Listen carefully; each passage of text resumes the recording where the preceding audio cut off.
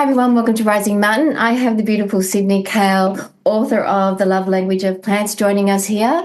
Welcome, Sydney. I'm so pleased to have you. I love this book. I have read it cover to cover, and I've made all these notes because I work with nature and I also hear plants, and I've listened to you on another podcast, and it's always lovely to meet someone else who can hear plants. And one of the hardest things I think is when you're sharing that with people is, what do you mean you can hear plants talk? And I work with people who are in conservation or that sort of thing, and ecology as well. And it's really hard to sometimes, without being a bit out there or a bit woohoo. And this book really bridges and binds that together.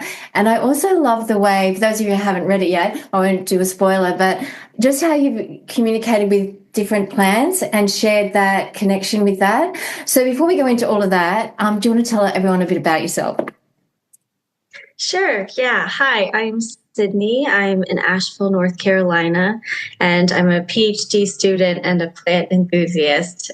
So I'm studying plant intelligence at the moment, and the way that humans and plants can be in relationship and what that can look like in very academic and in very non-academic settings as well. And that's me.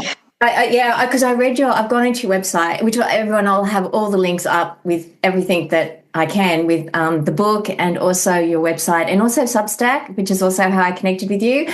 I always love it. I love your designs. I love all of that. It's just... Oh, thank you. You remind me of mycelium, because you've got the hyphae threaded through, and it's really nice. And for plant communicators or people who just have a passion and deep connection to be in nature, it's so nice to have someone voice outwardly, but also someone who's connected to the science aspect as well, the ecology of it. So it's that beautiful synergy, which I've never thought was separate, but it's in the way people are taught. It's often taught very analytical, and, the research, even though you could go out in the field, there's still not that understanding. And one of the things in your book, you talk about pollination, which is a deep passion of mine. I just love them, all of them, and just how the song, the water, how the root system connects to the water. They can hear the water, they can feel the song. And I've got the huge awareness of how the song in trees is one of the biggest foundations of all things,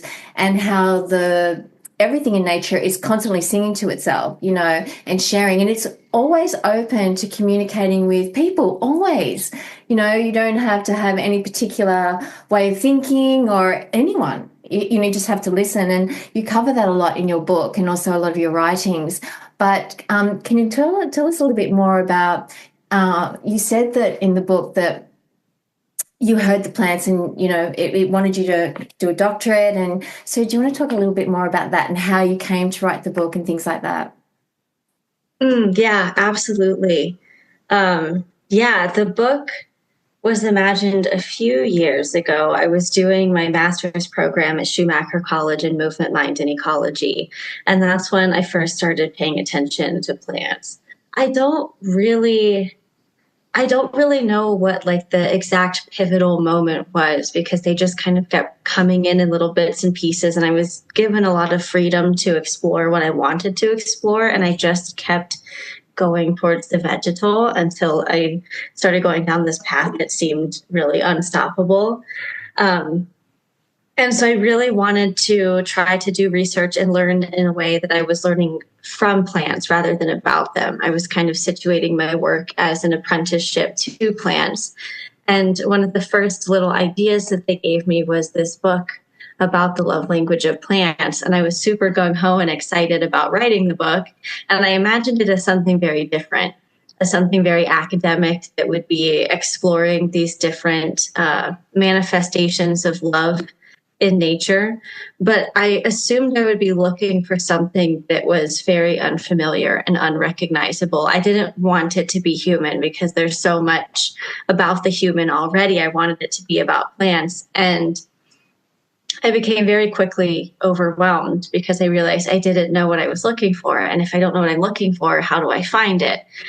So I had to pause and spend some time learning how to be attentive to what the plants were telling me. If I was going to be writing a book on their own terms about their own experience and manifestation of love, then step one is learning how to listen.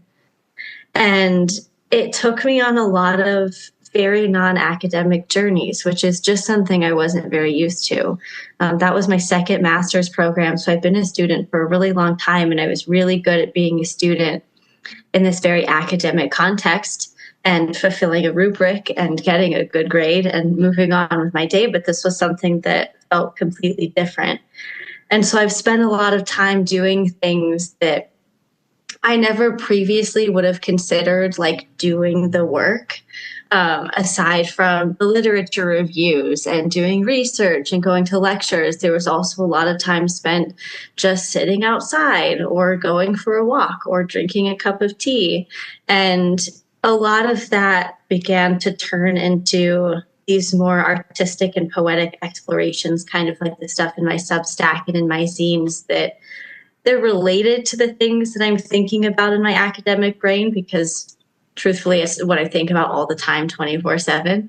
But it was rooted in a very different context, and it was given a lot of room to just move the way that it wanted to move. And I was able to follow that movement and see where it wanted to take me. And back to something that you said a few minutes ago about the science and like the artistic side of things being not separate, but we're often taught that they're separate. As a PhD student and as a student in general, like nothing that I would be doing would be possible without these artistic and these poetic explorations. They're just, we need these spaces to allow things to emerge the way that they want to emerge and be given a lot of freedom to become with you. And so that really sets the foundation for everything that I know on the academic and scientific side of things. It is very much like, it is very web-like, kind of like mycelium or like a kaleidoscope, where you have all of these different wholes that are whole among themselves, but they become transformed by the relationships that we situate them within. So the science is still the science, and the academic is still the academic, and my poems are still my poems, and everything else. Nothing's changing about them, but it's viewing the way that we're situating them in this bigger context of this like collage of all of these ways of knowing that is what actually transforms them and makes them part of this whole, but still whole themselves. Yeah, absolutely. I agree. I think one of the things we do as human beings is that separation, even though there's a consciousness, the paradigm shift that recognizes that we're not separate, that we're definitely a very vital part of the ecosystem, not a scourge on it, but a really active participant. It's just how we choose to activate within it that makes the difference. And from the experience that we've had here in Rising Mountain is that when you're in nature and you simply present and be and show up, then nature finds a way to communicate with you no matter what, whether it's the fungi, mycelium, plant, flower, birds, whatever. And I think one of the things is when we study something, we tend to study something in an isolated manner. You know, we might focus on the bees or we might focus on something else. But one of the things you highlighted as well, and it's definitely something that I have a huge passion for, is the relationship. So nature works in a relationship, and I've never thought myself as being separate from that relationship. In fact, I always feel like I'm a plant in a human form anyway. And I think that there's a lot more people out there now starting to feel that, but still being human, still being in the world and still presenting. But relationships generally, as human beings, we can struggle with. But I feel that when with nature, and I'll get your take on it, is that our perception sometimes with nature is tricky because we might go in and we want to fix something in nature, but nature has its own understanding of itself. It knows how to recycle, regenerate, rejuvenate. And so it knows we, as humans, we're part of it, but we don't need to go in and fix it, you know. And so one of the things in relationships, I know with the field that I'm slightly in and out of, is that you might have something that's considered a weed, and then someone will come in and say that's overtaking that particular ecosystem, so that has to be eradicated. And I'll always hear nature sort of tiptoe through itself, you know, and say, well, wait a minute, I have a bit of fungi here that can do that for it. You don't need to spray me, you know, let me do this, you know.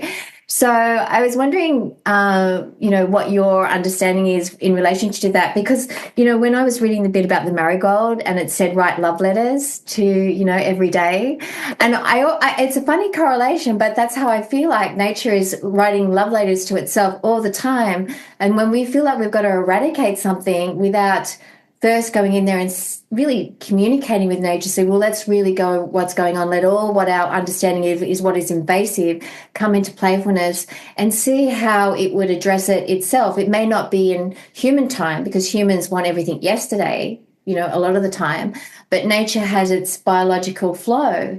And so it's biology, but yet we still have that mentality that we know more, but really in a synergistic world and symbiosis, we don't need to know more. I think we just that communion of self. So I was wondering what your experience is in that understanding when it's talking about relationship and even with the pollination. So I have all these quotes. I went through. That's awesome. Yeah, I always think that there's one you wrote where it says, I will be forever grateful for our collaboration.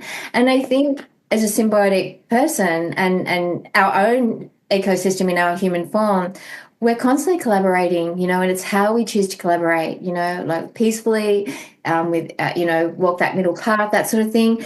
And then there was this other one where you said, I'm sure you weren't expecting to hear from me, but I am here now. Like I'm here. And I think the thing is that sometimes when you're in nature, no matter what state of emotional, mental state you're in, you go in and you breathe and nature's here for you. Like I'm here now, like I'm here. I go goosey just talking about it. So are you able to share some of your experience, your understanding, your flow in all of that? Yeah. Wow. A lot of things are coming up, so I'm going to try to keep it as cohesive as possible. But when I think with plants, my ramblings become so weedy that sometimes I end up somewhere and forget where I even started in the first place. So we'll see where it goes. But yeah, plants they're at this really interesting intersection where they have voice through their own presencing, but they also are voice. They are the voice of the land and the larger ecosystem, kind of like you can't take a plant out of its environment and study it separately from their environment and expect to understand anything about them, the same way that you can't study hydrogen and oxygen separately and expect to understand anything about water. They're very much whole is more than the sum of the parts. And so, yeah, they're telling a really interesting and unique story about the places that they are emerging from. And there are all these conversations that we get to eavesdrop on. Like there's a quote from a guy named Martin Bird, and he talks about how we eavesdrop on this conversation between the pollinators and the flowers with the colors and the scents and all of those really wonderful things. But I think something that I've been learning how to do is to listen to a plant's voice. I have to learn to listen to the entire landscape because there are a lot of beings that the plants are speaking for, and they're also speaking through, and that they're being spoken by, in a sense, you could say. And so I really like that you bring this up because invasive species and weeds, as we call them, have been kind of an obsession of mine lately. I've spent a lot of time working in my yard, which is a yard that it looked very different than it does now when we moved in here 2 years ago. And it was covered in mulch and had a lot of invasive species. And we've wanted to bring a little bit of nativeness back to the land. But that was not as simple as I thought it was going to be when we started out. Because there are all of these players, all of these actors that are contributing to the health of the landscape that we think are not contributing to the health of the landscape, like the periwinkle and the English ivy, which are invasives where I am. But they're doing such an incredible job of holding our very steep hillside in place that I would never rip them out. But over time, we've seen some native species kind of pop up through these mats of invasives as we've kind of been letting the land do its thing and emerge the way that it wants to emerge. But I think plants are demonstrating this really interesting thing that relationships, particularly in the more than human world, are not so black and white as good and bad. And I think we do a lot of imposing human morals on nature that just are not there. Our perceptions of nature come with a lot of baggage. And so we make a lot of very concrete decisions about who belongs in a place without, I think, asking the question of why are you here? Because plants arguably can't grow in places where they can't be in relationship. I could plant hundreds of saguaro cacti in my yard, but they're just simply not going to be able to grasp onto the climate cycles and the cycles of soil and animals and insects in my Appalachian yard. It's just not going to happen. So what does it mean when a plant shows up somewhere? And I think at a really elementary level, a plant's presence says a lot about its environment. We can pay attention to the composition of vegetal life in a landscape and understand something about the climate there and maybe the pH of the soil or the nutrient composition of the soil or what kind of animals might be there. And the other thing is that plants are engaging in violent relationships just like we are and just like the rest of nature is. A lot of plants are carnivores, and they also have the ability to call in predators of their predators to take care of predation problems for them. So I think there's just a really interesting question to ask about, well, what are you doing here, and what is your presence telling me about this place? Rather than looking at a species that has popped up that we say, you don't belong here, you need to get out of here, and saying your presence is the problem, rather than viewing them as a symptom of some disturbance that honestly may or may not need action from us. I'm not suggesting that we need to just leave all invasives be and all weeds be and not, try to restore the health of landscapes. But I think there's a way that we can work with them rather than against them, because if we learn to pay attention to it, their presence can give us much clearer instructions about what is needed in that landscape and how we can contribute to whatever job this species is fulfilling in this landscape that maybe is depleted or has experienced some kind of disturbance that's changed and shifted the composition of relationships in the landscape and is calling for new kinds of relationships that might not look like the status quo.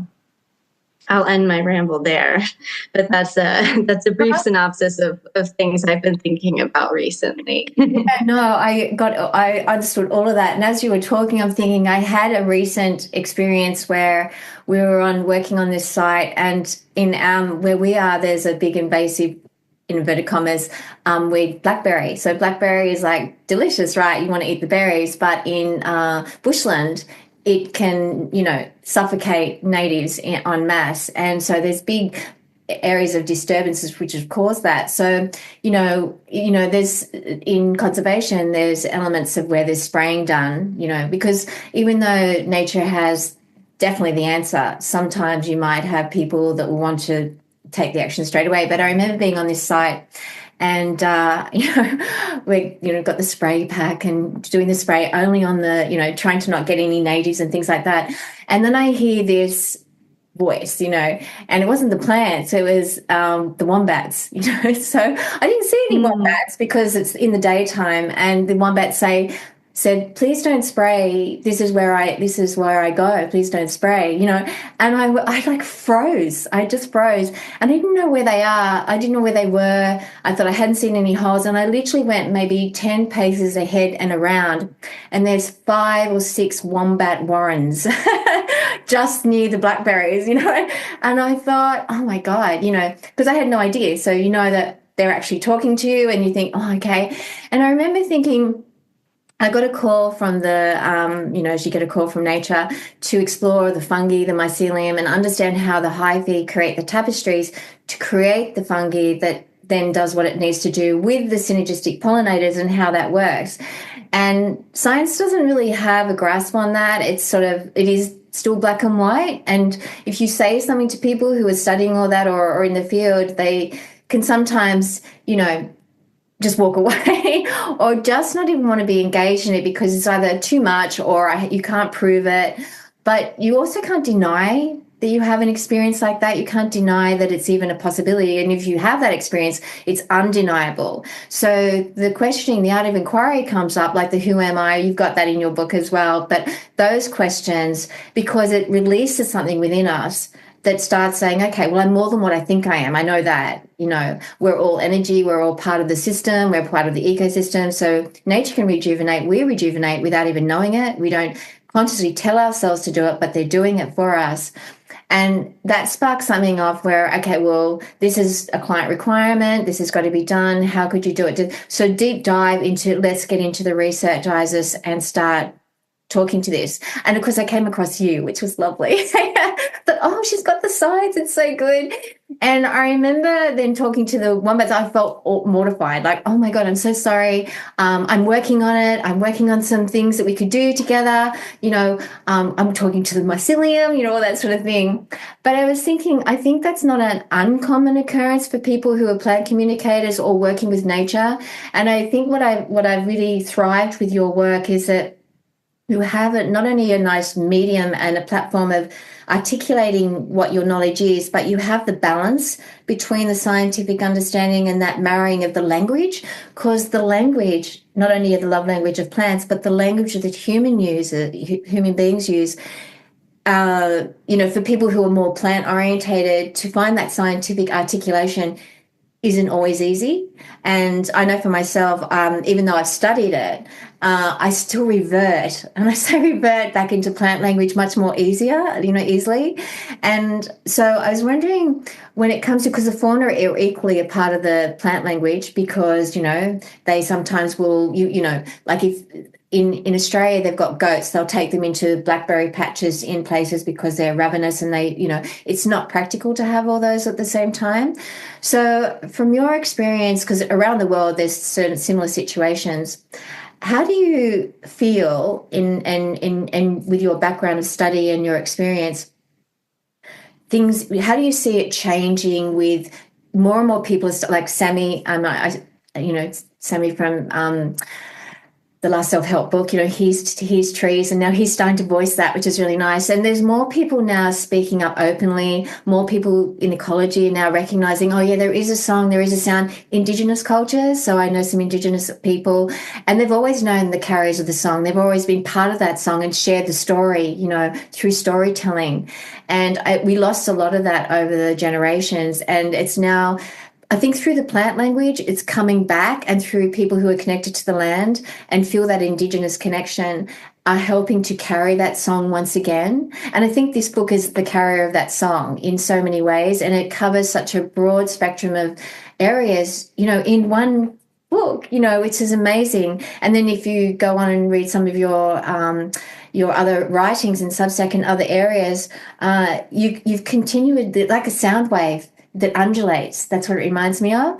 And I was thinking, in nature, it's constantly undulating. Our topography is undulating. We don't flatten anything in nature. We don't do straight lines in nature. Humans do. They flatten things. They'll flatten the topography, but there's a reason why in nature we undulate. We want to harvest the rain and slow it down and all those sort of systems. So from where you are now and the experience you've had and what you share and the feedback you're getting, how do you see us moving forward? Not the finite answer, because there isn't one, but what is your view and your perception and perspective on all of that? Yeah. I think, well, first of all, I don't think that it's a requirement that everyone learn how to speak to plants. I think that when you learn how to become attentive to whatever it is that might be calling you, there's a lot of really unexpected visitors that come forward, because nothing exists in isolation or in a vacuum. So plants are certainly the thing for me, but I've become connected with soil and pollinators and fungi and a lot of other friends of plants who you can't really help but not hear them speak when you hear plants speak, because everyone's kind of speaking together at the same time. Yeah. And I think to make space for all of these voices, I think we need to make space for subjectivity, which is something that I've been exploring a lot in my academic work. But science really values the replicable. And I've really struggled to try to express plant voice and my experience of plant voice in those spaces, because it just isn't replicable. I can't we can talk about the ways that we do it and tell the stories about what it feels like, but ultimately, whatever experience you have of learning to be a part of that conversation, it's going to be individual. And I think there are certain themes and certain kind of hallmarks or universal characteristics of these experiences, but everyone pays attention in their own way because we all have our own unique embodiments. And so I think there's something in there about learning to listen to the multiplicitous voices and messages that are being sent and received in landscapes, because I'm very much a believer that multiple truths can exist at one time. And I'm certainly, I don't know if you're familiar with the concept of life worlds, this idea that everyone kind of has their own reality, the way that they're perceiving the world that is granted to them by their embodiment. So there's also like the other side of that is this idea that no story is told just one time. One of my friends, Chase Levy, told me about that. He's a storyteller, and he was like, I tell a story to a group of people. I'm not just telling it once, but I'm telling it 20 times or 40 times or 60 times to however many people in the room, because everyone is receiving and experiencing that story in their own way. So a honeybee and I may smell the same flower, and we're receiving the same medium, but the story that we're hearing is very different. And that doesn't mean that either story is less valid, but the way that we're connected and the way that we're in relationship changes the way that we are in conversation and that we are responsive. And I'm perfectly happy with the story that I receive from the smell of flowers. And I like to imagine what that experience is like for a honeybee, but I just don't know. We can talk about how I can see color and plants can see color and you can see color. And we have our means of doing that with eyes or photoreceptors that cover our entire bodies. But I could never tell you what a plant's experience of color is or what the quality of color is for them. But I don't think I have to know that to be able to recognize that they are also hearing the story in their own way. So I don't really know where I was going with all of that, but there's so many stories to tap into, and there's not just one way to hear any kind of story. And so I think we need to make space for acknowledging that level of subjectivity where there's not going to be like a certain handbook for this or some universal message or some universal experience that we're all going to have, but we're all going to have our own unique experiences, and none of them are in competition with each other. We treat them like they are so often. Yeah, I totally agree. I think that's one of what we do as human beings. Not everyone, definitely some people are more competitive than others because that's just their flow in this moment, in this lifetime, for however long it needs to be for them. And then there's those of us who are just happy to just flow.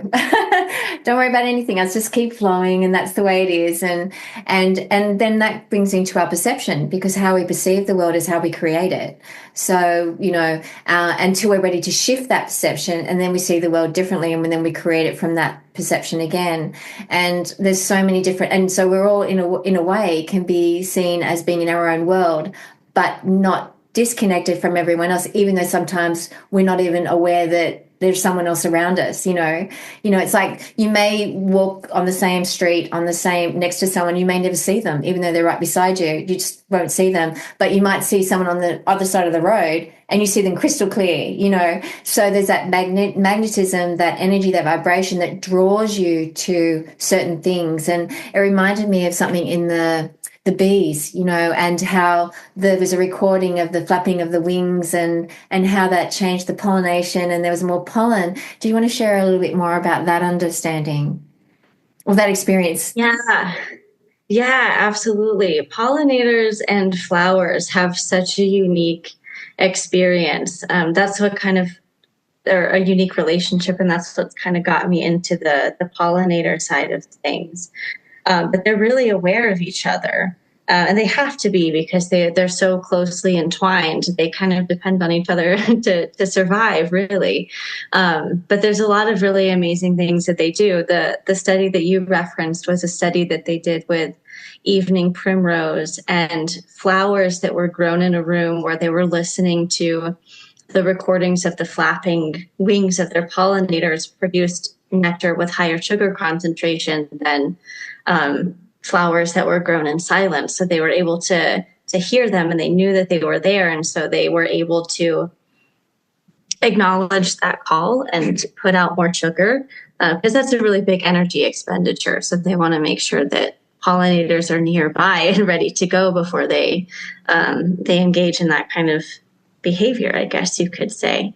But they're also, their electrical charge is also very connected.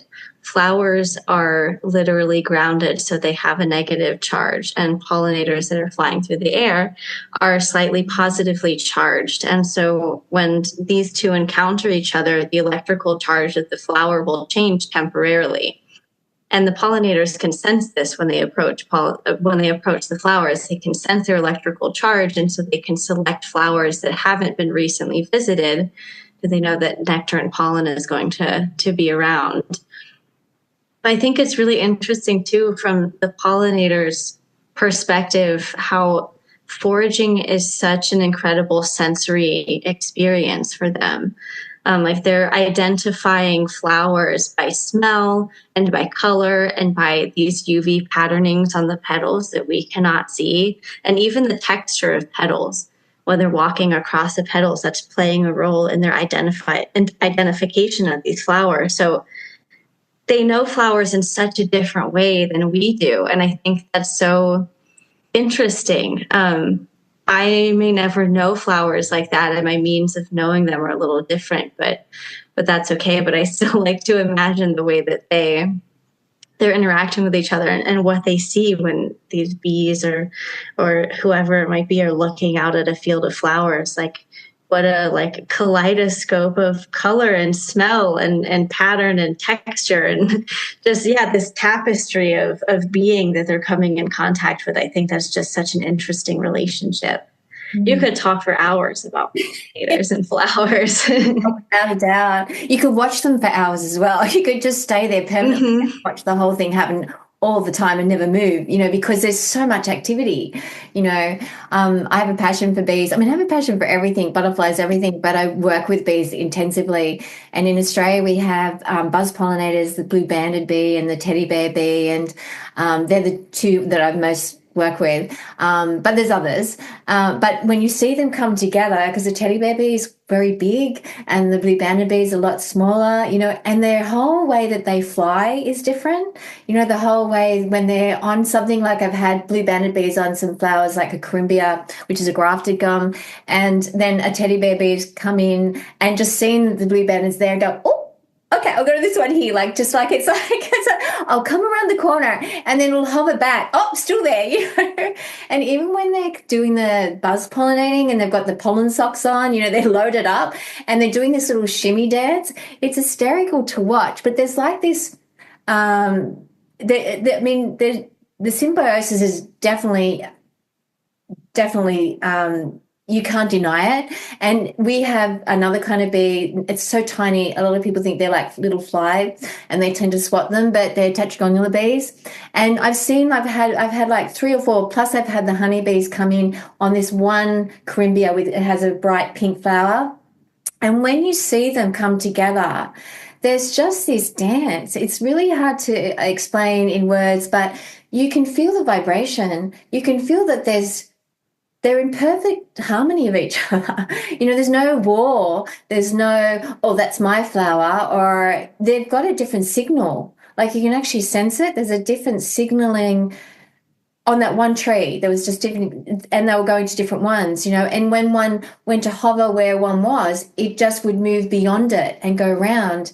And I thought in relationship to people, like we could be walking on a street, and then there might be like a puddle. We'll go around the puddle because our sensory perception says if you go through that puddle, you'll get wet.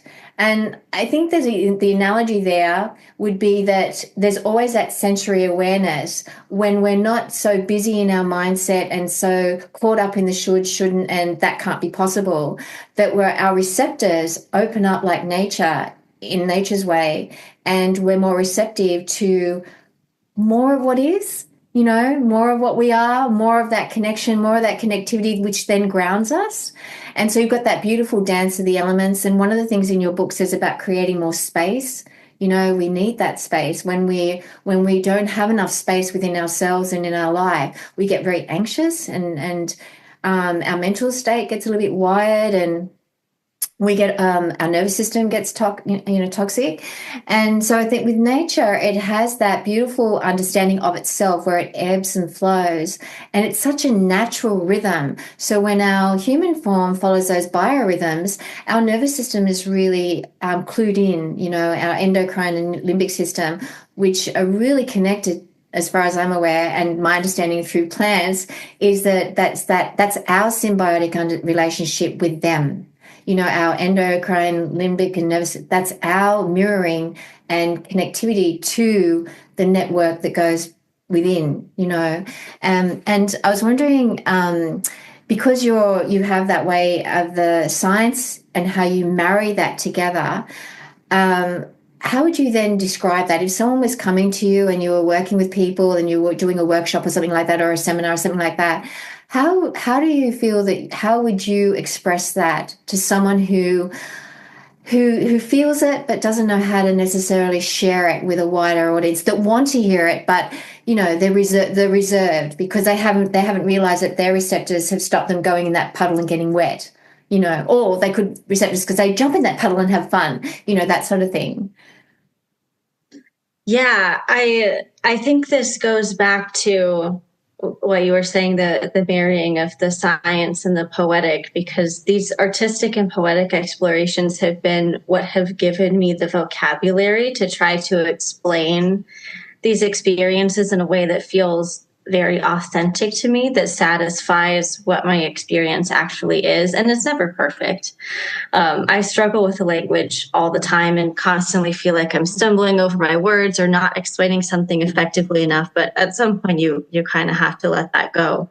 But there's so many different layers to plant communication, and more than human communication, even like this bigger concept of ecological communication and ecological languaging.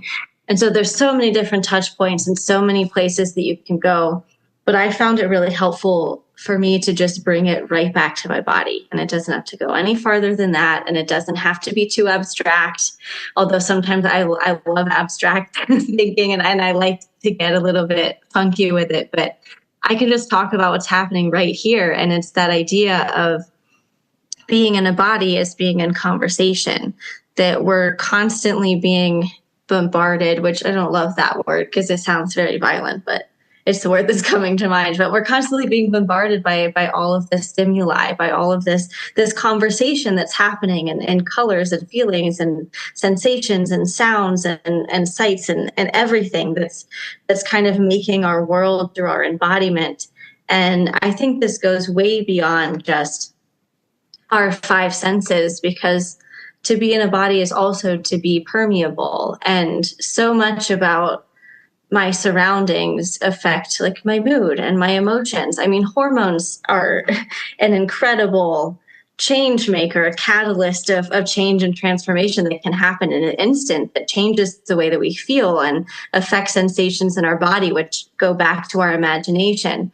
And so I kind of see it as like sitting and paying attention to the texture of the moment. Like if you're just sitting and being open to all of these senses and all of these touch points that are coming at you and poking you and prodding you and filling you and singing into you, what are the things that you are noticing? Because it's impossible for me to notice everything at all times. Well, maybe not impossible, but I don't have that kind of mindfulness practice in my life. I have not achieved that. And so instead I focus on like, what is calling to me in this moment? Things that I'm noticing, or smells or sounds, the things that are coming to the forefront of my attention, and letting that kind of craft the story of this moment that I'm experiencing. And that's how I wrote the book. was just sitting very intentionally. And I did a lot of sitting and then writing and then sitting and then writing some more, and just paying attention to all of the things that were popping up that seemed the most obvious to me. Because that's how it felt like the plants were speaking to me, was just like, let's pay attention to this moment together. And how does the context of our relationship and the context of, even if I don't know what it means to be in a relationship, and even if I can't put into words what your voice sounds like to me, how can I just arrive somewhere with intention and just see where that takes me? And sometimes that would just be like, I remember when I first started down this path, I did a lot of things that felt really silly, like just walk out to a plant and say, hello, how are you? But you just have to start somewhere and just see what that feels like.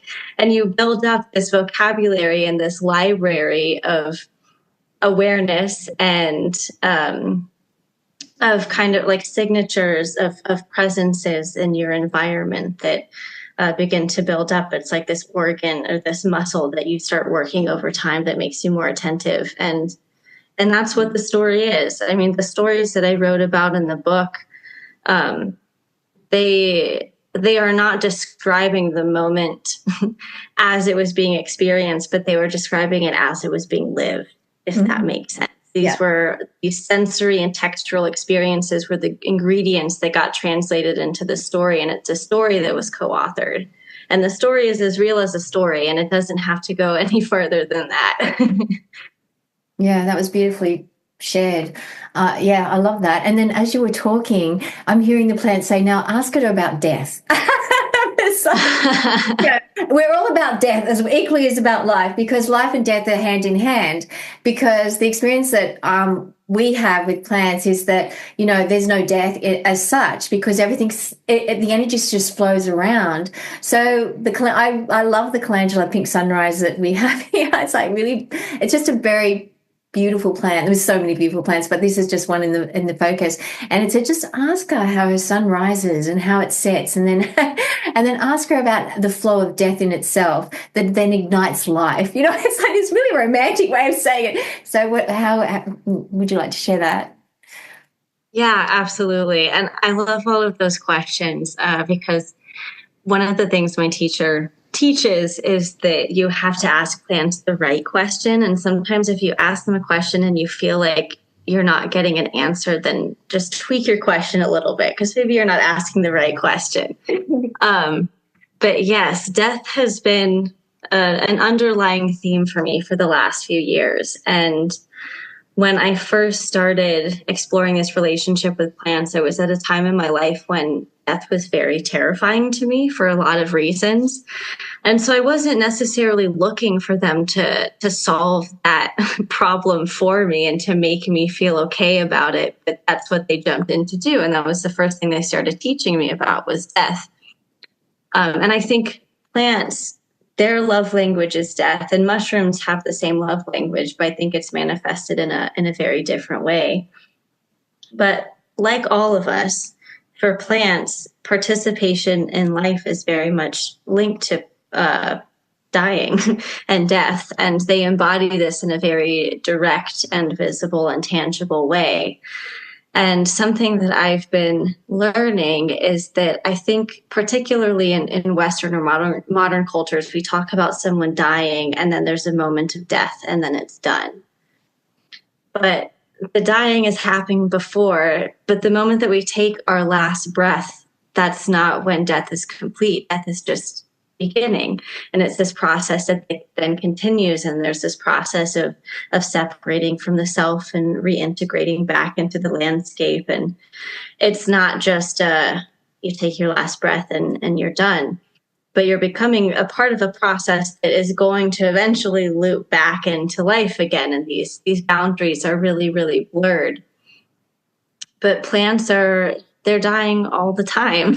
So they're really incredible teachers in what it means to live and to die and to live well and to die well. And it's something that I am still learning about, but I have certainly over the last couple of years become a lot more comfortable with the thought of dying because of all the things that plants have taught me. And I think at the core of it, I've just kind of realized that that's not a process that I'm going to be alone in, that we are all designed to die, and the plants and nature and all of these things that make me who I am and that fill me up aren't going to abandon me in death either. We're going to participate in that together too. And I can't necessarily tell you what that's going to be like, but we're still going to be a part of all of these processes that we're a part of now. Mm. Very true. Very true. It can be part of the fertilizing process, depending on, and also we're the energy of it as well. So we're the energy of the death, and we're energy of the life. And just the calendula's just asking me to ask you one more thing. Peonies. Do you know that plant very well? Do you know peonies? Yes, you know what? We have one in our yard in a very strange location, but it's just there, kind of behind this tree up at the top of the hill. We found her last year, so I don't know who put her there, but yeah, I'm a little bit familiar. Oh, good, because that's what it just asked me. It said, ask her about the peonies. I'm thinking, okay. I love, what I love about that. I'm in like this room where we were doing the share here, and I've got nature outside the room, but nature's speaking in the room as well. And I think that's that non-separation, that there's no distance. I mean, where you are in Asheville, and I'm in the Central Coast on the east coast of Australia, but really energetically, when we're always connected. And one of the things the eucalypts here is saying is that, in Australia, they're endemic to most of Australia, but they're the old wise trees. Like some of them are shallow rooted, but some of them are very deeply rooted, but they anchor what they call the wind song. They are the carriers of the wind song, and the wind song stretches the whole world. So they always say, well, they've always shared with us that when they share their wind song, they marry up with all the old ones around the world, and they commune as one, And I was thinking, I wonder whether that's where the tree of life comes in, because that convergence of energy that rises up and around the world, because the world isn't the way we think it is, and that energy just converges, and there's the wind song then disperses and then carries its seeds of whatever, whether it's change, shifting, sowing, whatever. And so one of the eucalypts has said, there's an Engophora costata here, which is like, it's a beautiful salmony color, and then it'll go gray, but it has these twists and turns. Like it just is like mangled sometimes. You get these knobs on them as well. But the root system, it just can, like if there's a big boulder, it can just engulf the whole boulder as it anchors itself. And it's just, so where's it going with that? It's telling a story to you, saying, but in that, there's a mirroring of how the human element engulfs us too, like as in nature too. So it can engulf us equally as it can elaborate with us, or it can expand with us and contract with us. But it often forgets that as something can engulf it, like as human beings can engulf everything, that without what we are, there's no breath, because in the breath is air and space.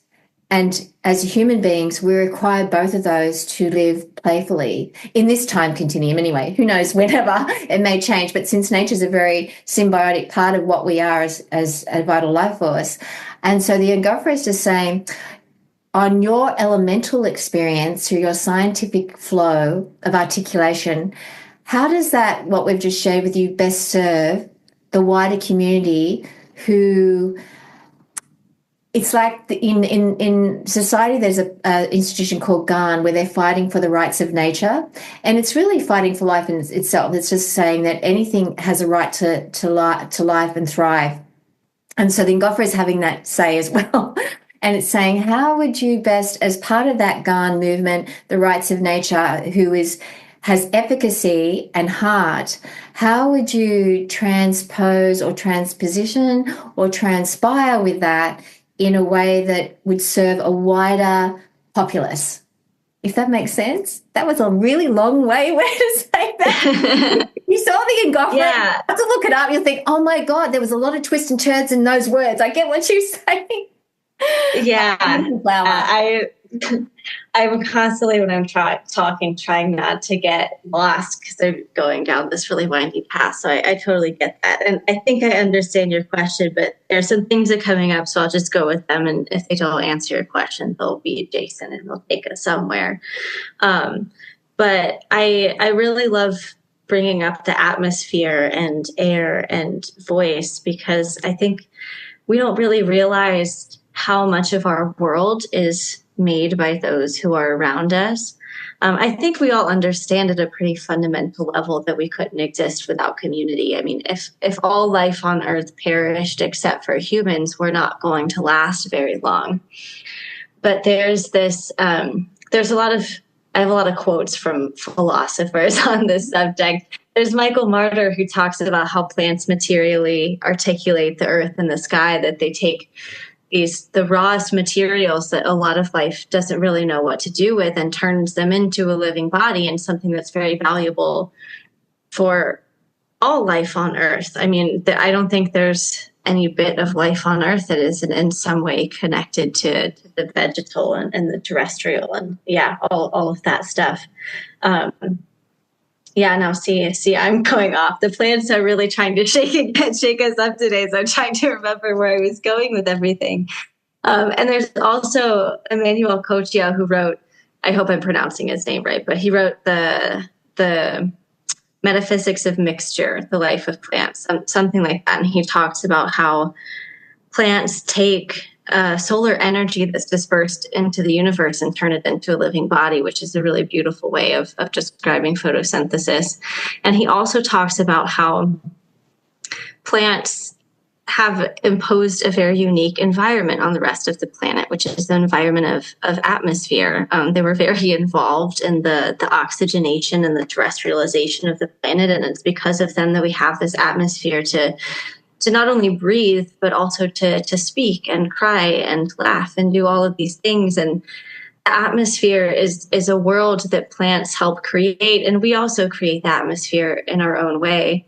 There's Andreas Weber, who talks about how every time we exhale, we're exhaling bits of carbon and bits of ourself, that we're dissolving back into the world through our breath, and everyone around us who's inhaling are inhaling those bits of us and turning it into ourselves. And we're in this exchange of breathing that is dependent on all the breaths and the exchanges of everyone around us.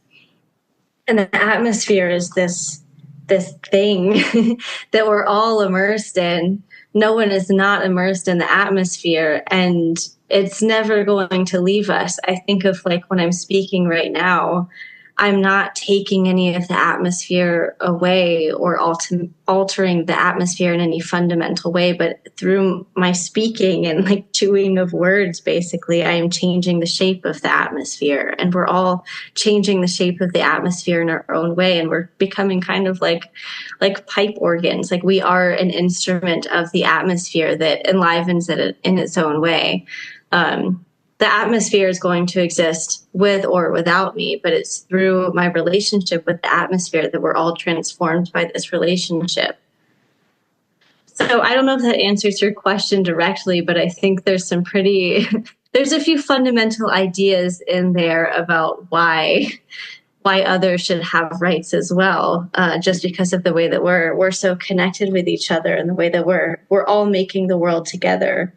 Michael Marder also says that as we are losing land and we're losing plants to climate change and improper land use and environmental degradation and all of these things, we're literally losing the material articulation of the earth and the sky. So it's certainly something to pay attention to. We often talk about a lot of species as adapting to their environment, but we don't often talk about the way that species adapt their environment. And we are beneficiaries of a lot of those adaptations, a lot of those relationships. So it's definitely worth paying attention to the way we build worlds and dwell in those worlds that are built by us, but also by others. And we get to enjoy that. Yeah, well said. Well said. It's like the Angora, like they get so big and so vast, and but it's like it's doing a dance. It's really cool. Hmm. I love that about nature because it's one of the things I always share with people is that nature's fun, nature's really playful, and if you can take the critiquing out of people going into nature and maybe not saying a botanical name right, or maybe not knowing a name in scientific terms, but let nature be playful with that person, they'll embrace the understanding and learning of it differently, because that playfulness will resonate on some level of a person, and they'll be able to communicate in their own unique way. And that's all that's required is just to show up and connect. And so I've got the calendula back. So, so color is also healing. Color also has vibrational intertones and has a cause and effect with people. Color can either invoke a happy meaning, or color for some people can invoke like a sort of like so many different meanings according to the person's experience. But from your understanding and awareness, we're going into color now because you were talking about color before. That when we embrace our color, like the blue banded bee has females have 5 stripes and male have 4. And then you've got the teddy bear, which is that beautiful golden color. And then we feel that the bees are attracted to, say, blue, yellow, or white, or certain colors. But within those colors spectrum, there's spectrums within those colors. And, we were talking, and you were talking also about just we don't know how they see. But then if you look into the blue banded bee's eyes, which are huge, it's like looking into a human person's eyes and seeing deep into their soul. Like, it's that feeling where you can see right through them. And so the blue banded bee saying, when I go into, say, that corymbia flower, which is that bright pink, I'm drawn not only to the color wheel, which has variances within that spectrum, but I'm drawn to the synergistic color wheel. So that synergy of sound that creates its own song for me. Like my brother, my sister, my other bees, it's saying that it will be drawn to that same flower, but its synergy of sound will be slightly different. And I think that's what you're touching on a lot with today's conversation, but also in the book. So it's like you can have a sibling, but they'll hear something differently, or they'll hear a song and you're hearing the same song, but they'll hear it very differently. The difference is that in nature, or say for the bees example, the blue band in particular, because we're talking to them, they said, while we can hear differently, we have a symbiotic relationship within that difference. So therefore we don't see a difference. So even though they recognize the difference, they also don't see the difference. So my understanding of what they're saying is that so they're aware of a lot of things, and they're aware of that there is a difference, but they see through the difference to see the unity. That's my understanding. What would your understanding be? That just because they've asked it, really. That's why. Yeah.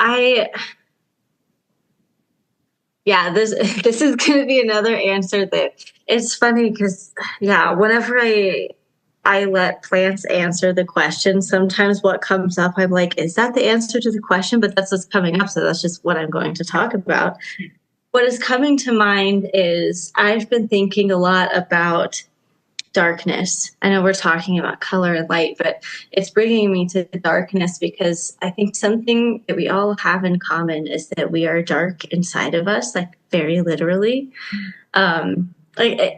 For some reason, it really surprised me whenever I realized that bees in a hive spend most of their life in darkness. I don't know why that just never occurred to me, but whenever I read that for the first time, I was like, well, yeah, duh, because they're inside of a hive and they're away from the light. And I'm also like, if you went inside my body, there's darkness in me too. And so what does that mean?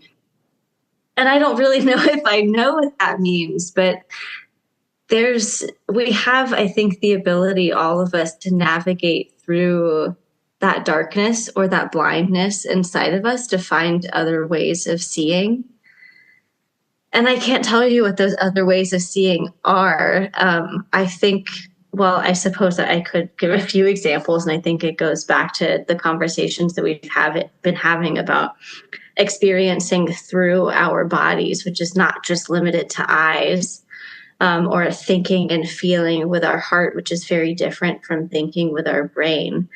But we all have this piece of us that's kind of hidden away, but it's also very accessible if you don't depend on looking at it in order to find it, because that's not how you're going to find it. So that's what my answer is to that question.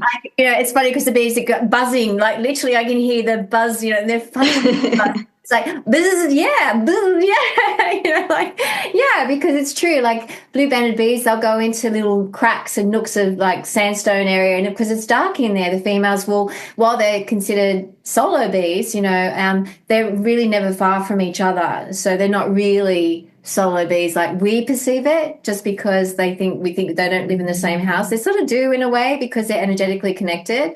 And I guess that's also the darkness, that we're also in the dark with that, because we forget we can go into our own darkness when we can either hide from the world, or we can hide from ourselves. So we cocoon ourselves in the darkness.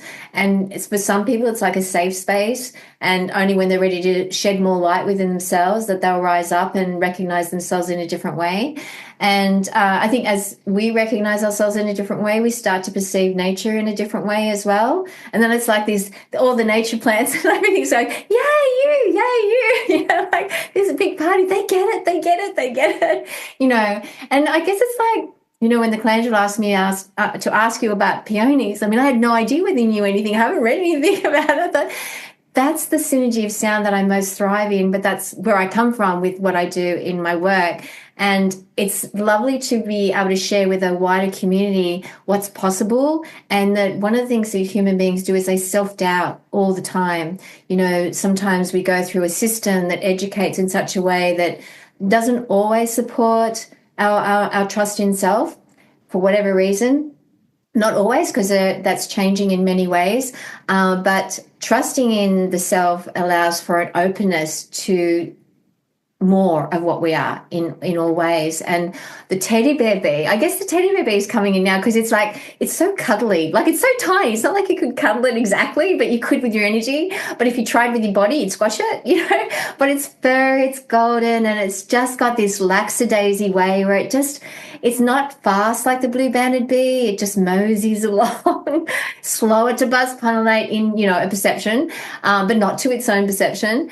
But it's like one of the things it's saying to finish, because I know I want to keep talking forever, especially about this, is that from your perspective, Sydney, how would you embrace life through the darkness?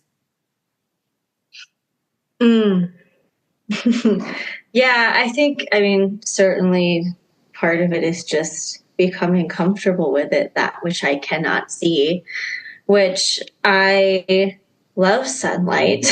I am a person that I am a daytime person. I'm a morning person. I like to wake up before the sun comes up so I don't miss any minute of sunlight. And I've always felt like that's something that plants and I could really relate to with each other, and something that we had in common.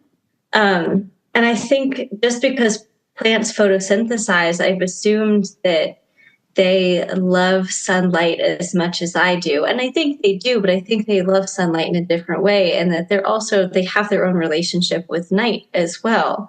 It's not like when photosynthesis stops that a plant stops being. It's not, that intake of sunlight is not everything that it is, but it's certainly part of who they are. And so I've been trying to, just on very literal terms, reestablish my relationship with nighttime and with darkness and these quiet spaces, and these spaces where I don't know what question to ask, or I don't know how to answer the question, or I don't know what I'm looking for. But I have a few options, and that is I can just sit. I can sit in the darkness, and I can feel into that space and let the darkness tell me what it wants to tell me. And maybe it's just going to tell me silence, and it's going to be a very quiet, peaceful experience. But the other thing I can do, if I so choose to, is try to find my bearings in the darkness and paw around and feel around and use my other senses to meet the darkness halfway, and play my own part in and feeling into that space in a not any less intentional or active, but a more dynamic way than sitting. And I think all of our ways with engaging with the darkness are valid, but I think we just have to be a little bit more okay with not having the answers, and with closing our eyes, and to experience what it's like to be in the hive rather than on the outside smelling the flowers, because that's what I really love to do. That's my favorite part, but that's not all of it. Nighttime comes eventually and darkness comes, and sometimes that means laying down to go to sleep, and I'm going to have a very different kind of sensory experience. But yeah, I think I don't have a very concrete answer, but I think there is an open invitation to get to know darkness and the unknown. And I think we can know the unknown, but what does it mean to know the unknown and let it remain the unknown? That's true. The teddy bear bee is just going out because it's saying that's exactly spot on. And when we go into nighttime, because we only think of bees, we see them on the flowers and we see them as that, but actually the nighttime allows them to come into their own preservation. And the teddy bear's bee is saying that's when they get to heighten that's when they heighten. That's the word they're saying. Just that's when we heighten. And I was thinking, when we allow ourselves to rest at night and truly rest, that's when our body is able to rejuvenate at its peak. It heightens because we're not mentally fatiguing all the time, and our cells are just free, have that freedom. And they're always free, but just sometimes our monkey mind can just get a little bit over the top, and expectations, productivity, all that sort of thing. So when we truly let our being become us, it's when we're downtime at night, unless you're at night shifts, people. I know there's people who do night shift, but for the people who aren't, and then maybe your day becomes night for others, but that's when we get to heighten, and while that's not limited to the dark, it's still a really cocooning time for both nature and us, which is not separate. And that is how the bees wanted to end this. Thank you so much. I would love to talk to you all day, Di. It's been the most thrilling. I am so honored that you've come to join us and share with us. I've been looking forward to this as soon as I found you. I've been so excited. I've told so many people. And I love your book. And for the audience, I highly recommend The Love Language of Plants. It's fascinating. It's one you can do a slow read and really absorb, digest, and then reread it. And then sometimes you can cherry pick it. You can go different parts, because sometimes you open the book and something within you wants to go to a different page, and then backtrack, and then forward and backtrack and forward. And then it's like weaving your own tapestry of love language, with your own self as well as the plants. And then, well, let us know what your experience of nature is after reading this book. But I'll put all the links wherever we post this, and we look forward to hearing from everyone. And thank you so much, Sydney. We really appreciate your time.